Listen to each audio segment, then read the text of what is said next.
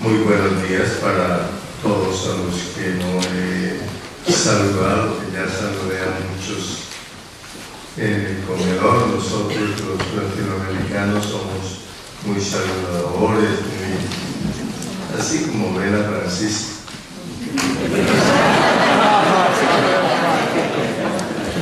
Él aprendió de nosotros, es un italiano que aprendió de nosotros.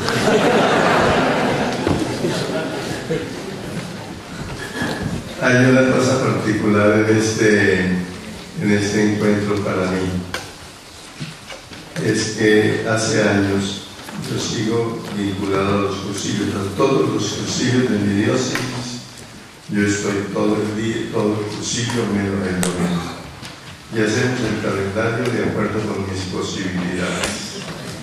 Eso quiere, pero me he concentrado un poco en mi diócesis porque tengo varios encargos internacionales en la conferencia que complican un poco la vida y que no permiten, por ejemplo, como lo hacía antes, ir más a América Latina, acompañar más nuestro esfuerzo. Pero sigo creyendo en eso y sigo creyendo, y estoy viendo en América Latina surgimientos de movimientos de tipo y de corte cursillo de cristiandad con respuestas de modelos diferentes en sus metodologías, pero idénticos en su búsqueda de anunciar al Señor y de iniciar un proceso de fe y de conversión. Yo los saludo aquí y les doy las gracias paternas, Carmen y todos, Monseñor, por la invitación. Y inmediatamente que sí, sin mirar el calendario, porque si lo miraba iba a decir que no, con toda seguridad. Y dije que sí, me costó mucho esfuerzo escribir estas cositas. Fue el tiempo de Semana Santa, que no siempre es el más fácil. Yo me siento en casa, en cualquier encuentro del MSC, siento la misma energía, no he perdido la novedad, no sé por qué, pero es así. Tengo las mismas esperanzas y comparto la imprescindible necesidad de renovarnos. ¿A qué vinimos? A repensar el movimiento, por supuesto. Y de acuerdo con eso, nos hace mucha falta hacerlo. Y vinimos a un encuentro, como recordaba ayer alguno aquí, en el que nuestro aporte es, como decimos en el cursillo, en la primera charla, ilusión. Si no fueran ilusionados no estaban aquí. Entrega y espíritu de caridad. Un encuentro es para encontrarnos, es un encuentro de humanos para fortalecer la unión y también para sanar los desencuentros y para ser capaces de construir la pluralidad en la unidad y la unidad desde la pluralidad. Son dos palabras no excluyentes sino incluyentes. En el movimiento somos esencialmente las personas. Por eso lo que hay que renovar primero son las personas. Por eso son necesarios encuentros como este, que nos ayuden a reconocer las grietas que hay en el corazón que no dejan vivir plenamente a Jesucristo. Hay que resanarlas. Un encuentro como este es para sanar lo que nos duele en la vida, como humanos y como cristianos. Es necesario convertir las llagas, las heridas y las llagas en cicatrices resucitadas, como las que Cristo mostraba a sus apóstoles el domingo de la resurrección. Es necesario, pensando en nosotros, base fundamental del movimiento, recuperar o alimentar los sueños que despertados y proclamados en la clausura del cursillo y alimentados en el caminar de la pequeña comunidad dan y mantienen el sentido y la dirección a la vida que, como veremos, coincide con el don inicial y fundamental de la fe. Yo creo en el movimiento porque lo he visto y todavía tengo vida para prestarle y se la prestaré hasta que el Señor me la dé. Me duelen sus pequeñeces, pero me enamoran sus grandezas, sus frutos asombrosos. Amo incluso sus debilidades, porque eso nos hace humildes y nos ayuda a crecer.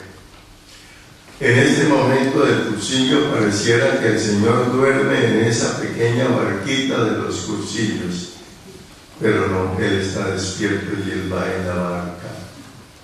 Solo nos pregunta como a Pedro, ¿por qué dudas? Y después, cuando resucitamos en cada oración, nos dice, Pedro, me amas más que estos. Y así se resume el encuentro fundamental del cursillo. La propuesta de la fe en la nueva evangelización fue el tema que me asignaron.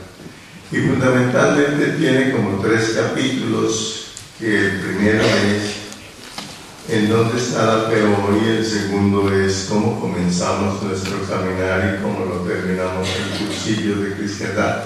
Pero en la iglesia, pensándolo como iglesia, porque la renovación de la fe no es propiedad de los cursillos, sino propiedad de los cristianos, y nosotros tenemos que aprender del momento de la iglesia, que es un momento realmente excepcional en la búsqueda de la fe. Y por eso comencemos por una mirada al mundo actual y su incidencia, riquezas y problemas que presenta al mundo de la fe. Decimos que el mundo de la fe está en crisis y es verdad, ya lo miraremos, pero crisis significa riesgos y oportunidades, y son muchas más las oportunidades en el mundo moderno que los riesgos, porque el Señor es el vencedor de la muerte y el Señor está con nosotros.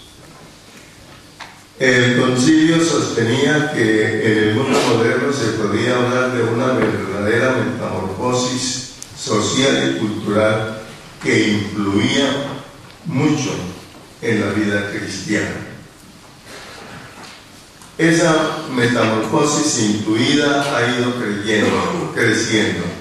Miremos algunos rasgos que ponen como en desafío, que suponen desafíos.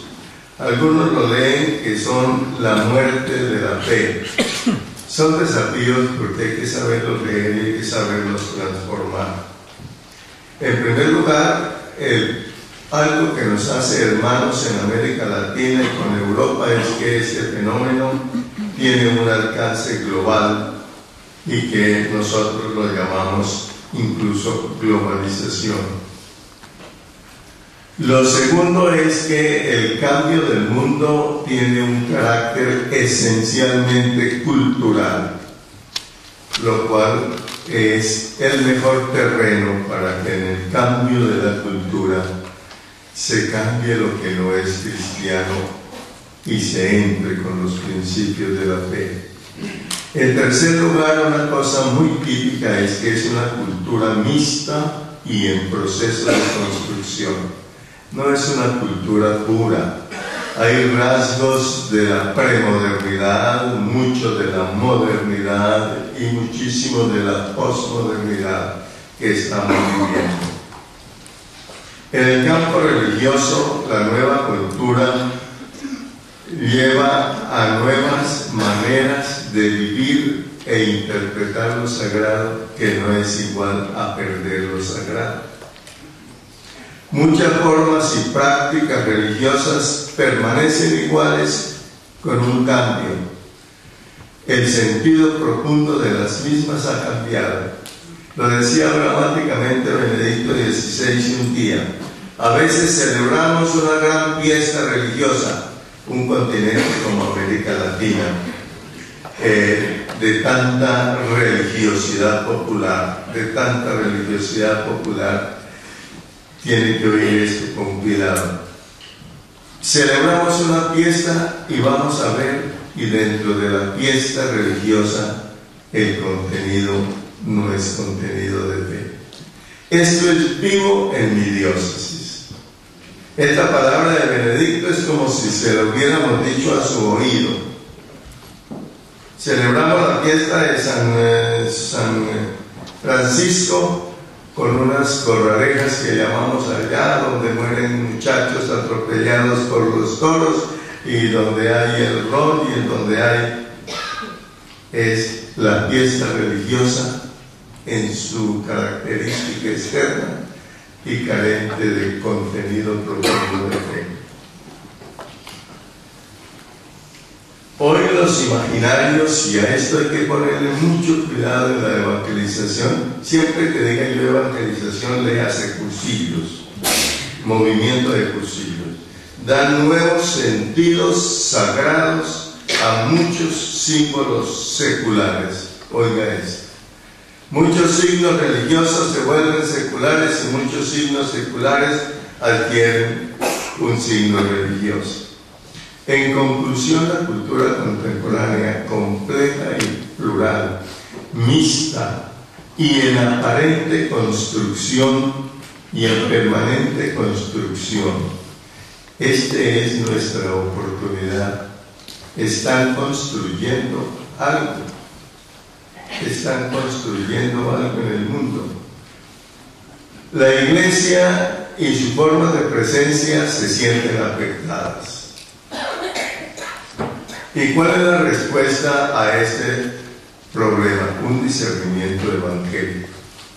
Y un discernimiento solo se puede hacer desde una fe en diálogo con la cultura.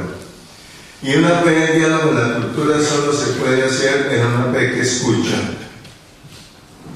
Una fe que no es dogmática al estilo de la cristiandad, pero que no ha perdido sus dogmas, pero no es más cristiandad.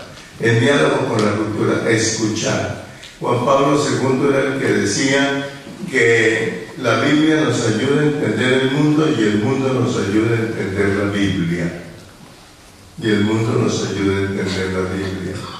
El mundo no está sin Dios, está cargado de Dios. Y todas esas reformas que a veces nos parecen tan extrañas, lo que hay es que asumirlas con cariño liberador.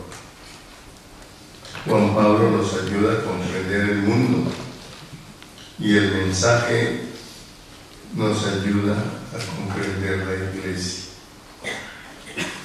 El reconocimiento de valores religiosos que han mantenido más o menos, se han mantenido más o menos puros en los países que fuimos evangelizados, en los países está lleno todavía de valores religiosos, pero aparecen allí nuevos valores que son auténticos valores que no teníamos en nuestra manera de caminar en la fe en el tiempo de la cristiandad. Pero la respuesta después de la lectura es la nueva evangelización en lo que América Latina hemos caminado hace muchos años. Muchos años. Y que preguntémonos qué es la nueva evangelización. Parecería una nueva forma de anunciar el Evangelio, compuesta de palabra y de vida. Hay que aprender a vivir en medio del mundo. La nueva evangelización hay que replantearla desde los imaginarios de la cultura posmoderna. De la cultura posmoderna. No basta una visión un poco simplista y antagónica, evangelio, antievangelio, no evangelio. Eso no es tan cierto, aun cuando es cierto, pero no del todo.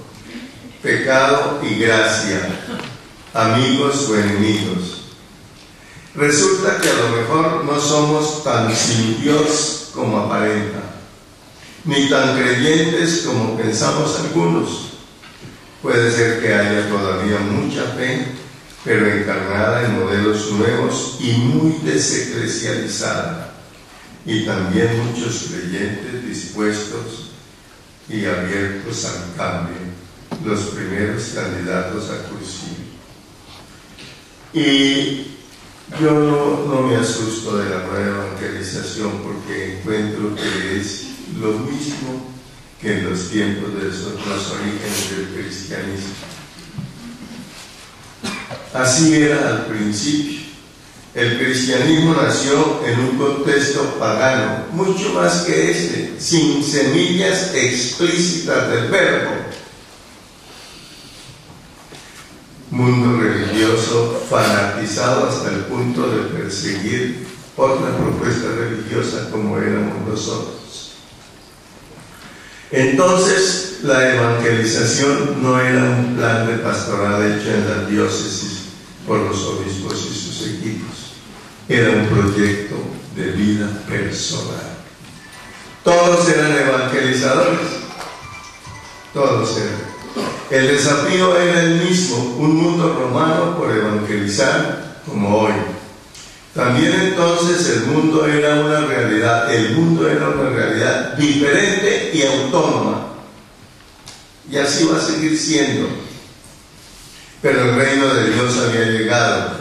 La iglesia acababa de empezar como Jesucristo, como empieza en cada clausura de cursillo con un nuevo puñado de gente. El Espíritu de Dios aleteaba sobre las aguas del imperio y dijo Dios: hágase el hombre nuevo. Y comenzó una historia maravillosa, y nosotros somos parte 20 siglos después de esa historia. Este sueño de nueva evangelización viene desde antes, no es puramente de comienzos del siglo XXI. Por ejemplo, en el siglo XX ya amanecía esa inquietud de evangelizar. Muchos movimientos de renovación nacieron entonces, entre ellos nosotros, el Cursillo de Cristiandad, con el objeto de llegar, como decíamos en la primera y en la segunda versión, de ideas fundamentales a los hombres que estaban de espaldas a Dios. Es lo mismo. Eso ha sido el desafío de todos los tiempos. El movimiento parecía tan diferente por lo renovador que padeció incomprensión mucha. Hasta que, por ejemplo, en América Latina, que es lo más mío, hasta que nos tomamos la Iglesia de América Latina literalmente. Y las fuentes de donde sacaban los obispos eran de los asesores de Cursillo de Cristiandad. Era la iglesia viva que existía, la que estábamos haciendo. Yo, desde, como dijo Álvaro, desde antes de cumplir los 19, hice mi primer cursillo. Y después todo providencial, todo fuera de orden. El 18 de noviembre me gradué y me fui a la ciudad de Medellín a descansar unos días donde unos amigos, y en el aeropuerto me encontré a un padre, José María Pujadas, y yo lo conocía, y le dije: ¿usted, padre José María? Sí, sí. El de los cursillos. Dijo: sí, sí. No había ido yo a mi diócesis. ¿Usted no le gustaría dar un cursillo en mi diócesis? El tipo me miró y dijo: yo lo miré y creí en él. ¿Y tú te meterías en eso? Dije: por supuesto. ¿Dónde los conociste? En Pamplona, en el seminario.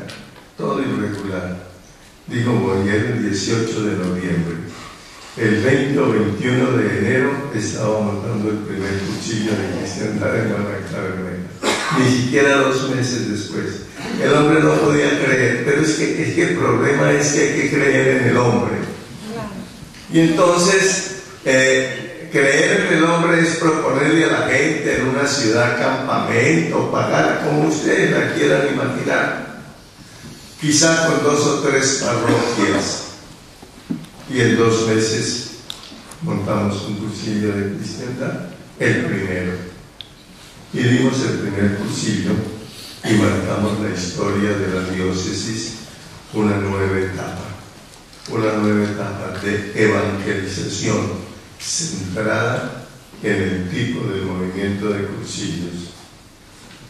Sacamos a los hombres de detrás de las columnas en la misa al presbiterio a ayudarnos a leer, literalmente. Y eso es posible por el encuentro con Cristo, Nosotros formamos parte de la nueva evangelización porque en la entraña nosotros hemos sido siempre nueva evangelización. No exactamente como la comprendemos hoy, y es un pedacito de la nueva evangelización que por fortuna es el fundamental. No toda la estructura de la nueva evangelización.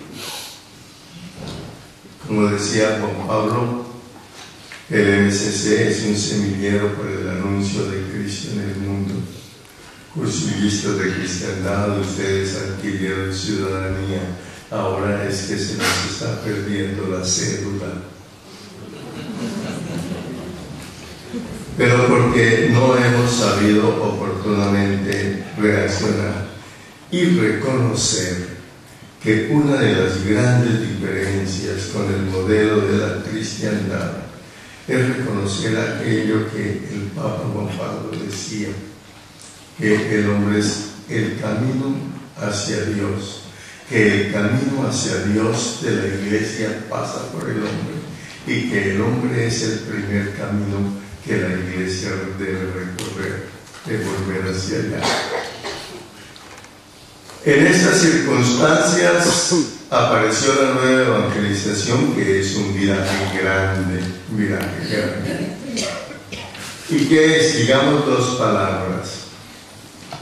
En primer lugar, digamos que lo que decimos es que estamos en crisis de fe, y es verdad. Pero lo que yo sostengo es que estamos en crisis de fe porque estamos en crisis de evangelización.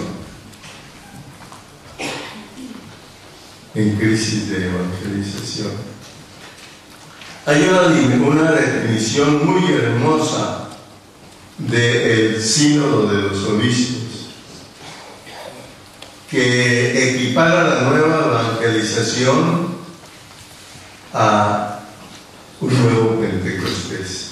La nueva evangelización es el nombre dado a un impulso espiritual.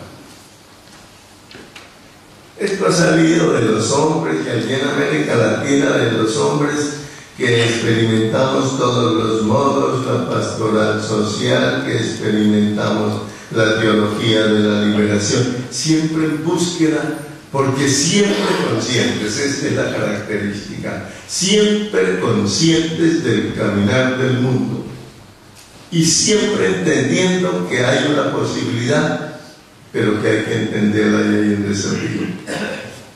Un impulso espiritual, el lanzamiento de un movimiento de conversión, se nos parece que la Iglesia pide a sí misma, que nosotros debemos pedirnos a nosotros mismos. Por eso comenzar por los dirigentes, las escuelas, un programa de evangelización nueva que nos convierta con nuevo ardor al anuncio de Jesucristo. La Iglesia la pide a sí misma y a las comunidades. Y debe llevar tres cosas: al encuentro y seguimiento de Cristo. Debe generar relaciones de comunión con los otros e incluso con la creación.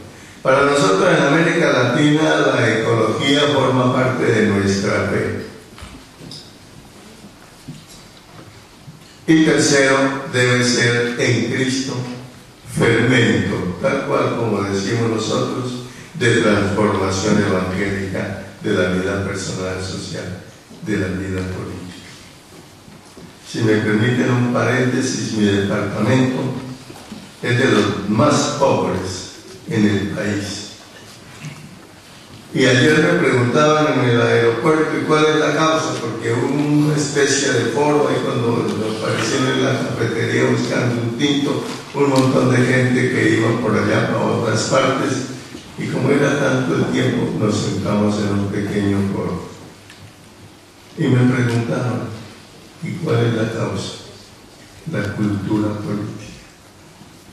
Una cultura política con un concepto de poder diferente, una cultura política manejada por la economía y al servicio de la economía, y la economía al servicio de la elección de los grandes en el mundo de lo político, una cultura política clientelista, una cultura política corrupta, una política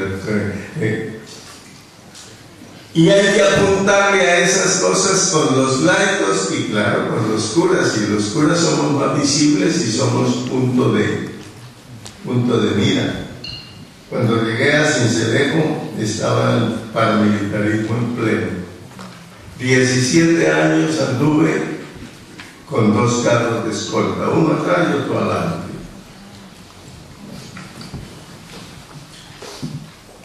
Porque hay que hablarle al mundo. Y corren un riesgo que le pase como a Jesucristo. Eso es así, pero eso es la fe. Y a todos no nos pasa como a Jesucristo. Nosotros sí tenemos 2 obispos mártires, pero a todos no nos pasa como a ellos.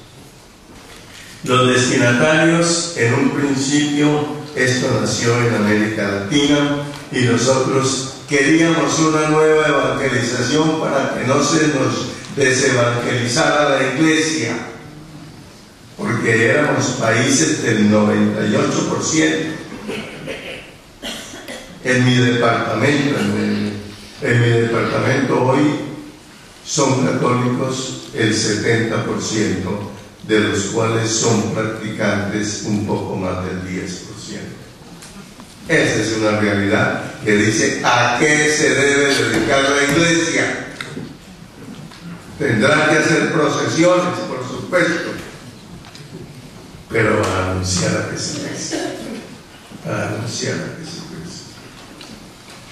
Los destinatarios de la nueva evangelización lo resume Benedicto XVI en la última homilía del sínodo de los obispos.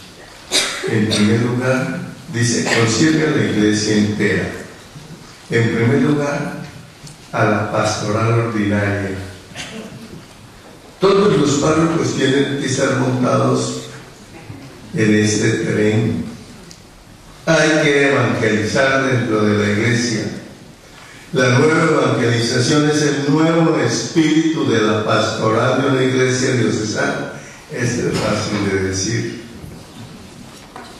pero por lo menos si uno lo dice, sabe que lo tiene que hacer y lo brega, aun cuando no lo consiga. Entonces, la iglesia. En segundo lugar, la misión adyentes. Y en tercer lugar, con Benedicto XVI, las personas bautizadas. Lo primero es la iglesia y su pastoral. Las personas bautizadas, pero que no viven las exigencias del bautismo, para que encuentren nuevamente a Jesucristo. Los grandes rasgos de la nueva evangelización los conocemos, leerlos porque en muchos de ellos, acuérdense que es la nueva evangelización toda, y el movimiento de Cursillos no está todo, pero nos encontramos los nuevos rasgos. Comienza por el primer anuncio y testimonio de vida con una palabra explicativa. A eso nosotros lo llamamos precursillo.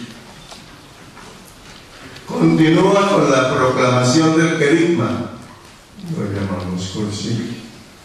Prosigue con la iluminación central llamada iniciación cristiana, muy claramente pensada en la iglesia y casi nunca puesta en práctica en la iglesia. En la mía por lo menos no. Establece las pequeñas comunidades, nosotros los llamamos núcleos de cristianos. Continúa con evangelización del mundo, lo que nosotros llamamos fermentación evangélica de los ambientes. En las comunidades se promueve el primer anuncio. Volvemos a comenzar el círculo, comenzamos por el primer anuncio y el querigma. Hay que cuidar el primer anuncio. El primer anuncio es lo que provoca, es lo que desafía.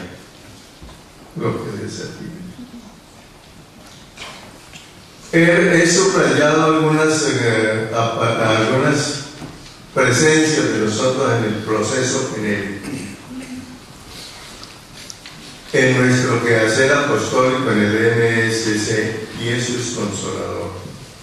Pero cuidado con el triunfalismo. Esto fue una de las primeras enfermedades que tuvimos en América Latina, como éramos el hombre del día. Entonces el triunfalismo era de una pasividad, y del triunfalismo pasa uno al radicalismo, que que no está conmigo no está con Cristo. El que no está conmigo está contra Jesucristo, o por lo menos sin Jesucristo. Hay que entender y examinar nuestra intención inicial. Lo que consta en el capítulo de la mentalidad y luego en el proyecto del movimiento que llamamos finalidad. Examinémoslo todo y quedémonos con lo bueno. No es verdad que nos salimos del mundo porque nos reunimos en reuniones de cursillos. Seguimos siendo gente en el mundo. Nuestro bendito itinerario hay que repensarlo a la luz de un magisterio iluminado de los últimos tiempos y de la esencia pura de la mentalidad del MSC. Para dar fruto como el grano de trigo hay que caer en tierra para morir y dar mucho fruto. Y creo que hemos caído en tierra, pero que la semilla está a punto de comenzar a renacer con el vigor de siempre. Dios no deja abandonado el mundo. Y el tema de la fe. Hay dos cosas. Primero, uno dice, en teoría, la fe es el primero y abundante fruto de la evangelización que desata el proceso de vida y alimenta el proceso de evangelización. La pregunta es, ¿y qué es la fe? Aquí podríamos hacer una pequeña disertación teológica sobre la fe, pero es más importante en nuestro estilo hacernos una pregunta más vital. ¿Quién es un creyente? ¿En qué se conoce un creyente? Porque hay creyentes que no saben teología sobre la fe, pero creen y viven. ¿Qué es un creyente? Y respondemos con la misma parábola del Evangelio. El árbol se conoce por sus frutos. ¿Cuáles son los frutos como más apreciados en el mundo contemporáneo? El resultado de la fe es un hombre creyente. El Papa Benedicto lo sintetizó maravillosamente diciendo: no se comienza a ser cristiano por una decisión ética. Caramba, hubiera dicho por otra cosa, pero justo la ética. No se comienza por una decisión ética, no es el que cambia de ética solamente, sino por el encuentro con un gran acontecimiento, y ese gran acontecimiento es una persona, y esa persona da un nuevo horizonte a la vida y con ello una orientación definitiva. Primer rasgo para conocer a un cristiano: aquel que tiene un horizonte diferente de vida y con ello una orientación decisiva hacia dónde. La fe es ante todo conversión a Jesucristo, adhesión plena y sincera a su persona. Aquí tenemos que preguntarnos cosas sin escandalizarnos y no cambiamos nada, pero pensémoslo. Por ejemplo, en el cursillo mismo, ¿cómo está la centralidad de Jesucristo? Jesucristo es una meditación. Hay rollos más importantes. El rollo de sacramentos dura 4 o 5 horas. Jesucristo es una meditación de media hora, 45 minutos. Lo que no nos puede faltar es Jesucristo en el resto de la cosa, entendido que para llegar a la fe es el encuentro con una persona que es un acontecimiento. Y el cursillo sí es un acontecimiento, pero hay que cuidarlo para que sea acontecimiento, porque fue encuentro personal con Jesucristo. Eso lleva a la fe a una verdadera y profunda transformación de la mente y del corazón. Cambio de mentalidad. El primer grito al comienzo del Evangelio en la playa del Jordán. Con eso viene el cambio de vida o conversión que se manifiesta en todos los niveles de existencia cristiana. Discípulo de Jesucristo es el creyente, es alguien que tiene la misma mentalidad de Jesucristo. ¿En qué conocemos un creyente? Uno que tiene la misma mentalidad de Jesucristo sobre el amor, el dinero, el poder, la misma mentalidad de Jesucristo. Alguien que tiene en su corazón los mismos sentimientos que hay en el corazón de Jesús, como decía Pablo. Alguien que ama lo que Jesús ama, su Padre, sus hermanos, por quienes se entregó, sus hermanos más pequeños, que nos prestan la carta de ciudadanía para entrar en el juicio final al reino de Dios, sus hermanos más pequeños. Leyeron lo de el Papa Francisco. Estaba en las votaciones y estaba al lado del cardenal Hume, es un cardenal brasileño ya retirado, y a medida que crecía la votación, iba la tensión y el nervioso. Él lo cuenta, porque ahora los secretos del cónclave no son para estas cosas bonitas, tiene que ser solo para las cosas más feitas, no tienen por qué saber. En cambio, esto tan hermoso, y dijo, y crecía la votación, y cuando iban leyéndolo y llegó el número con el cual el Papa fue elegido, le faltaban todavía unos voticos más. Entonces hubo los aplausos y todo, y Hume se paró, lo abrazó, le dio un beso y dijo: no abandones nunca a los pobres. Y entonces yo me dije, dice Francisco, qué tan conchudo uno hablar de Francisco.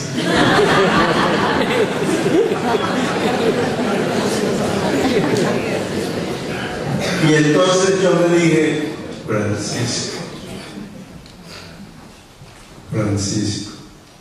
y se me ocurrió Francisco de Asís, que un poco recogía mi vida y que es el reclamo de mi hermano cardenal: no olvides a los pobres. No hay un obispo latinoamericano que no sea profundamente sensible a esto de los pobres. Al fin y al cabo no somos continente de clase media, sino de clase pobre. La fe ama y sirve a toda vida, incluida la vida del planeta, dijo Juan Pablo II, incluida la vida del planeta, porque la vida del hombre está indisolublemente unida a la vida del planeta. Cuidar el planeta es cuidar el futuro de sus hijos. El cristiano es alguien que hace lo que Jesús hace. Es un servidor de rodillas, lavando los pies. Un servidor con obras, con palabras. Es luz, un cristiano. Es sal. Es fermento del reino de Dios, que es un reino de verdad, de justicia, reino de amor y de paz. Tengo unas definiciones muy completas y muy lindas sobre esto, pero no caben en este tiempo, que ya no va a quedarnos en un cuarto de hora. La fe, los resultados de la fe, el primero, la matriz es la fe. De ahí viene la espiritualidad de comunión. La fe es la raíz de la vida cristiana. El amor es su fruto. Creer es amar, dijo Benedicto en su encíclica sobre la fe. ¿Y amar en qué? Un poco de teología antes de comenzar. Fides Christianorum in Trinitate consistit, dice el Catecismo de la Iglesia Católica. La fe de los cristianos consiste en creer en la Santísima Trinidad. El cardenal Carlo María Martini, fuerte candidato a papa en la anterior votación. El italiano nos dejó un pequeño texto que quiero leerles. La fe proclama la misteriosa pluralidad del Dios único. Un solo Dios, pero plural.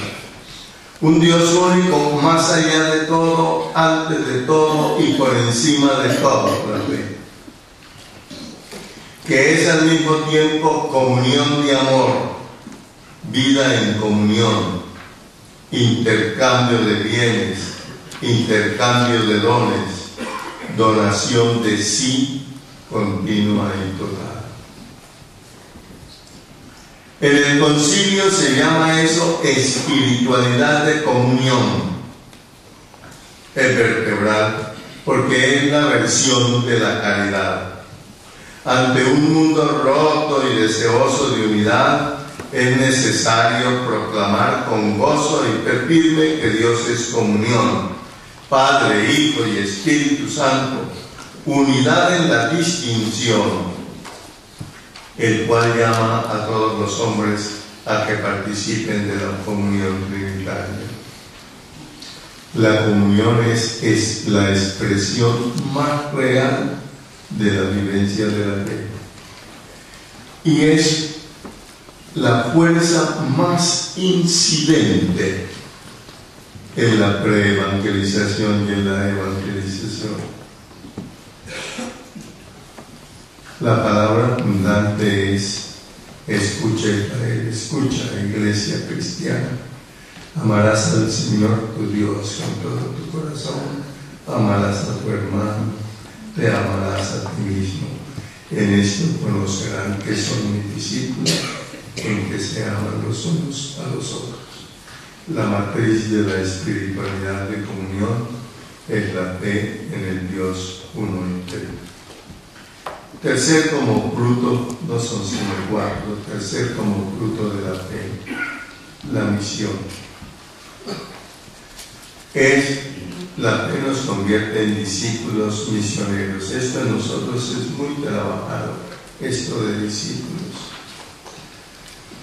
Decía Ratzinger, Dios solo llega a los seres humanos a través de los seres humanos. Y normalmente solo se llega a Dios tomando de la mano a los hermanos, decíamos en la hoja de servicios y en la guía del peregrino. Ello no depende de grandes programas y de grandes estructuras. Todo depende, como en el cursillo, de nosotros, no la pelea sobre la estructura del cursillo. ¿Cuál sería la estructura unánime que tenían los apóstoles al comenzar? Pablo por allá y los otros aquí con los judíos.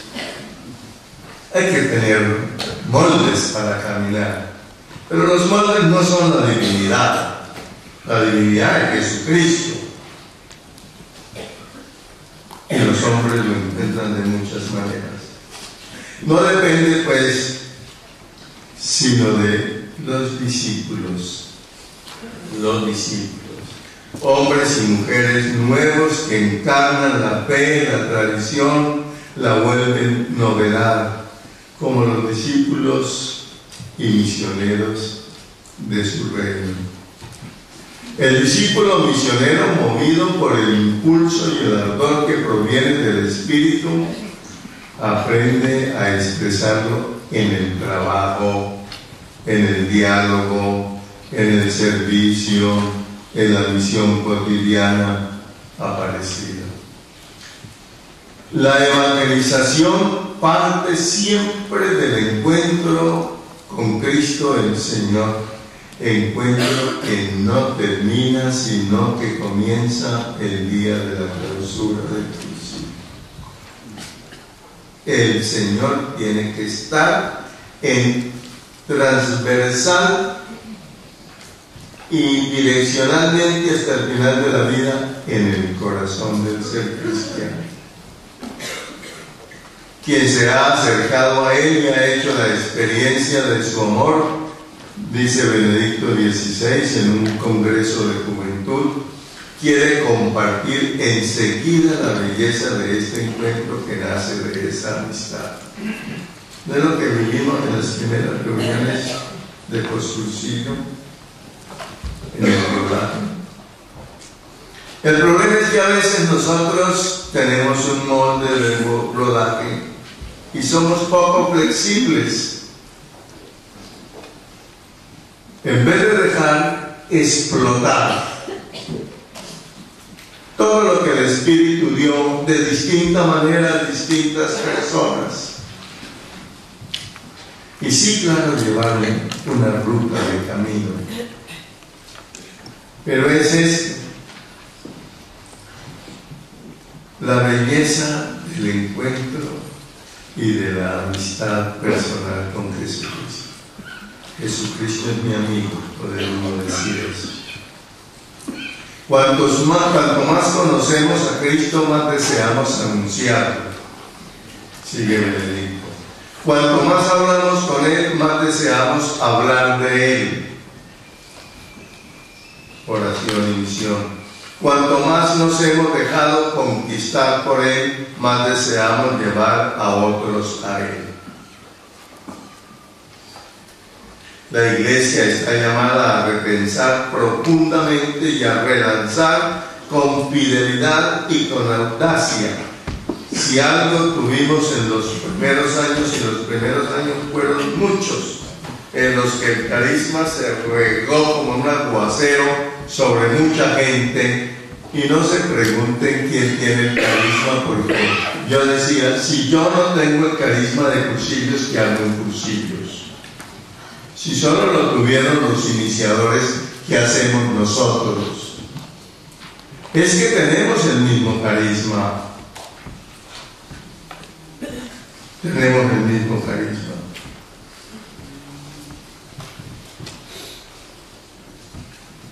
Y Benedicto ha destacado además que nosotros somos misioneros de la alegría y de la belleza.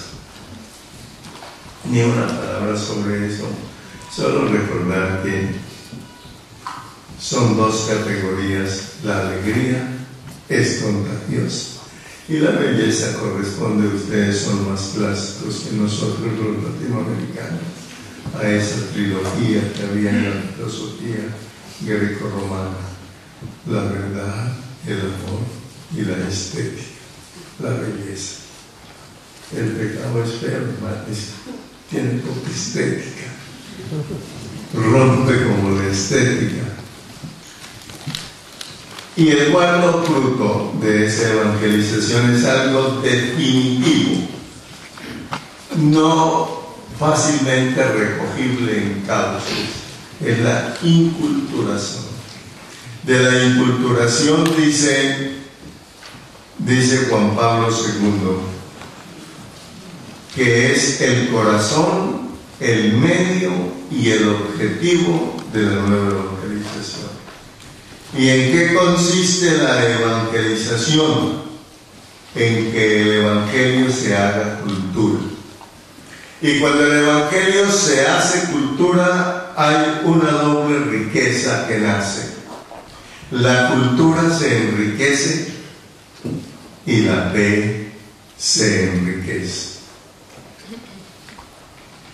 Cuando resultamos completamente disonantes con el mundo, es que fuimos una cultura impuesta y no una cultura con el mundo, que entrando en el mundo hace que el mundo se inspire de valores, no exactamente de las mismas prácticas, se inspire de valores y al mismo tiempo nos enriquece, como decimos en Aparecida.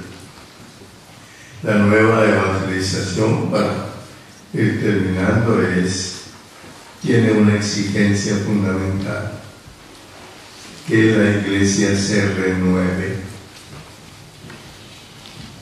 Y comiencen por ustedes. Nosotros no somos más malos que ustedes, pero como somos los encargados de la estructura, pues es eso como la tarea de nosotros, ¿no? Por eso necesitamos intercambiar una corriente entre ustedes y nosotros. Debemos renovarnos, la conversión de la iglesia. La conversión de la iglesia. Léase el Papa, los cardenales, los obispos, los presbíteros. Claro que si no nos convertimos, pues que estamos a la cabeza.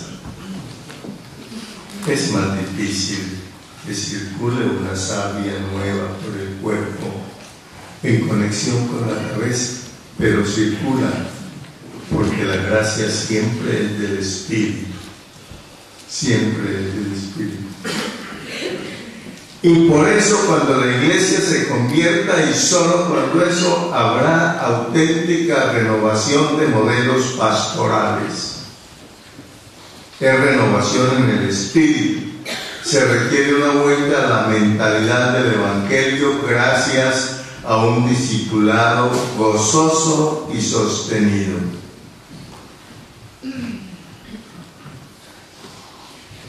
Esa renovación implica reformas espirituales, pastorales y también institucionales, hablando de la iglesia, y aplíquenlo al movimiento de cursillos.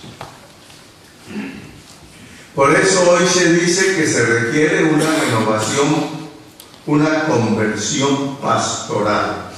La conversión de fe lleva a la conversión pastoral, y la conversión pastoral es la conversión de los modos y los cómo que tenemos para evangelizar a los que están lejos, que no lo hacemos, y para mantener la fe de los que vienen, que no de los que no vienen.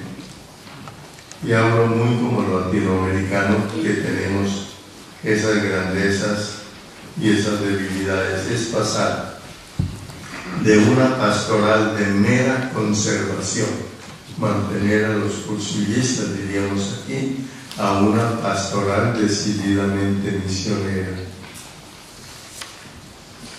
Y en conclusión,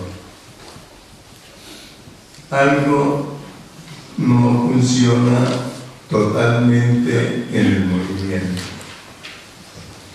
Y eso se conoce porque no tenemos la misma presencia. Algo no está totalmente bien. Pero nos da la impresión, como comenzaba, que el grano cayó en tierra hace algunas décadas y que está germinando y que se levantará, se purificará de protagonismos intolerantes, innecesarios, poco fraternos y poco leales. No hagamos de nuestro modo de pensar banderas de cruzados, que son de los tiempos que hoy en el mundo moderno más nos dan pena, cuando en nombre de Dios, como cualquier otra religión medio bárbara, matábamos, teníamos ejércitos para conquistar. Todo eso tiene una enorme comprensión de fe, enorme, pero teníamos métodos que no eran. Juliano el apóstata apostató de la fe cristiana, el sobrino de Constantino, y fue el emperador. Y un día él vivía muy inconforme con la religión pagana a la que él había vuelto el imperio, y escribió una carta que está en el Catecismo de la Iglesia Católica, y le decía a los sacerdotes de la Iglesia del imperio: ¿qué pasa con ustedes? Ustedes no son capaces de asistir a sus pobres. Vuelvan la mirada a los cristianos. Asisten a todos sus pobres e incluso a los pobres de nosotros que no atendemos. Yo me pregunto claro que hay un apóstata, pero no había apostatado de la esencia de la fe, que es el amor.